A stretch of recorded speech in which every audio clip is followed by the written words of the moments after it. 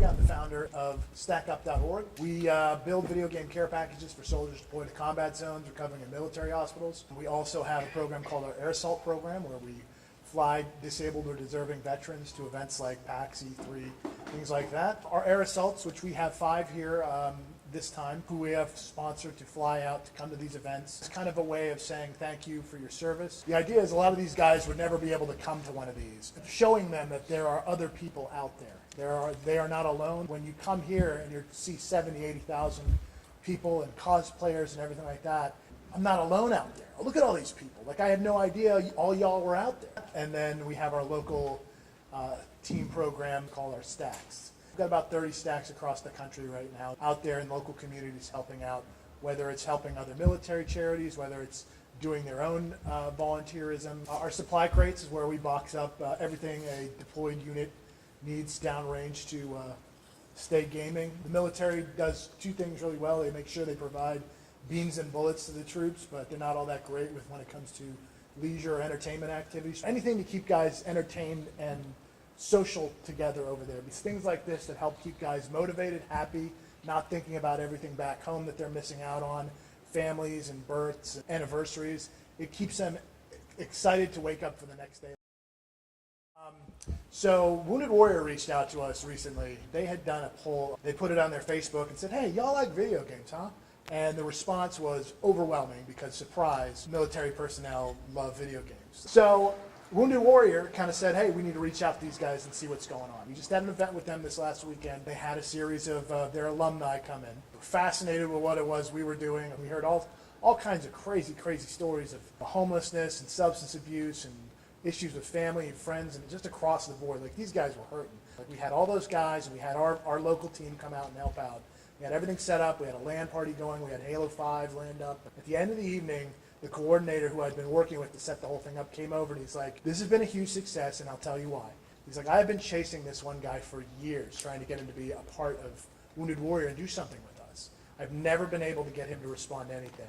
But as soon as he heard it was about video gaming, he came in. We found the language, the shared language with this guy. And that's a big part of our Stacks program. Veterans, when they get out of the service, have another shared language. It's all acronyms and grunt speak. And then when you get out and you join the civilian sector, you don't have that kind of camaraderie, but you do get that in gaming with clans and things like that, because it gets people who would not talk to one another talking to one another. So guys who might be having trouble adjusting, having trouble with PTSD or injuries or things like that, now they have people locally that they can reach out to. They have a friend. Having local people to get together and do things with is incredibly important for these guys. So Shanghai 6 was my fake call sign from Iraq. What ended up happening was I was getting ready to deploy, and I was only supposed to do 3 months in Iraq, and I ended up doing 13. And I was right there for stop loss, which if you've served, you understand what that is. Bottom line, the government said, sorry, nobody's getting out ever.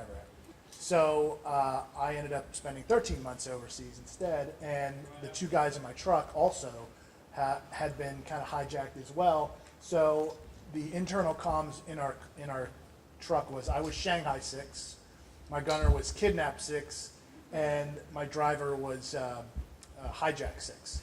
Because we were all stop loss together, we were all planning on getting out within a couple weeks, and then 9/11 happened, and it was like, oh, I guess nobody's going anywhere. So yeah, that was where that came from. It was either that or it was going to be Fat Ranger, because I had been getting out of shape ever since I got out of the military. I'm kind of glad I went with Shanghai 6. So. Hi, this question is for Stephen. So I'm interested in how on the potential games have as a form of mental therapy, and I'm wondering if you have any stories or insights on how troops with PTSD have found, I guess, solace or assistance through games, and moreover, what games like Spec Ops, Sullivan, that deal with PTSD have, what kind of effects those sorts of games have on them. Okay, I thought you were going to say like shooting games, because one of the most popular games that we get asked for, Call of Duty and Battlefield, number 1 and 2, and of course everybody's like, aren't they over there in that kind of scenario? Why would they want to play games like that? And so I have it figured out as 2 reasons. The guys who are out there kicking doors and pulling triggers, they know it's a game. And the guys who are, in Kuwait and some customs tent or something like that who want to be a part of the action. Okay, well, this is my way to do that. So soldiers dealing with PTSD, post-traumatic stress disorder, as far as I know, it doesn't exist. But there's no white paper out there saying, hey, 6 hours of Call of Duty a night will get you over your combat tremors. What I do know is through personal experience and what other guys have told me, there is a part of your brain, left brain, right brain, your more artistic side is involved with gaming.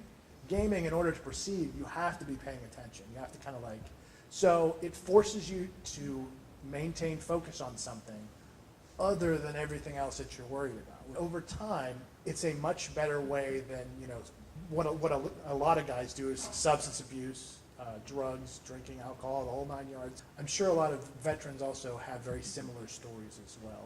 How they just sat down, they unplugged for a while, and they got out of their brain, and then they, got them out of their tough spot. So, do you have any plans on being more proactive instead of reactive into kind of assimilating any military, anybody, even people without PTSD, just having kind of a tough time re-assimilating? Because I'm going to try not to cry, but when he came home, I watched him struggle really hard, and they just didn't prepare him for that. And I feel like if you were there, it really would have helped. I completely understand what you're saying, but being proactive means knowing that these guys are out there, and they have to first self-identify they have a problem. And a lot of vets are told to suck it up and drive on, drink water, take Motrin, quit crying. And so that's what a lot of us do. So in order to be proactive, we have to know about it. And there's so many guys out there. It's really, somebody would have to come to us and say, hey, I'm having a problem first. I would love to be more proactive, and in order to do that, we just need more visibility. We need more folks who know about us. But we're getting there, and over time, people will, when they feel comfortable, come to us and say, hey, I could use a little help, or I heard you guys get together, or in their own way ask for help. What I wanted to ask with Stack Up is I'm actually from Canada, and we actually have quite a few veterans that come back, and we have had issues with them as well. And I wasn't personally touched by any sort of stories like that, but I'm wondering if there's an equivalent in Canada to what you guys do. We absolutely work with Canadian forces as well. Oh, is it? Okay. Yep, it's U.S., NATO, Australian, and New Zealand forces. So pretty much anybody that stands side by side with us, Okay. we're working with them. Yeah, that's a big misconception with our organization. Steve, I have a question for you. Go ahead, man. Have you thought about expanding your Stack Up to those who are stuck at home? My dad was in the military, my brother was in the military, my cousin was in the military. Half my friends served in the military. I'm one of those kids. And when Stephanie told her story, it touched me, made me cry, because I remember dealing with my friends and my family when they came home, being at a restaurant where I had to move so he could be back to the door, not first to the door, you know what I'm talking about, and that's stressful on us. And I remember being in therapy myself, dealing with watching my friend lose his battle with PTSD. So I thought, if you thought about expanding to those who aren't just the ones that are serving, but the ones waiting at home? The volunteers that we have locally, our STACK program, the volunteers we have usually involve veterans, and then by association, their family and or wives and things like that. Yeah. The family is a support structure for the veteran. So the fact that you're there for your friends and your family who have served, I mean, that's an important part of it. We want to make sure that we're welcoming that as well.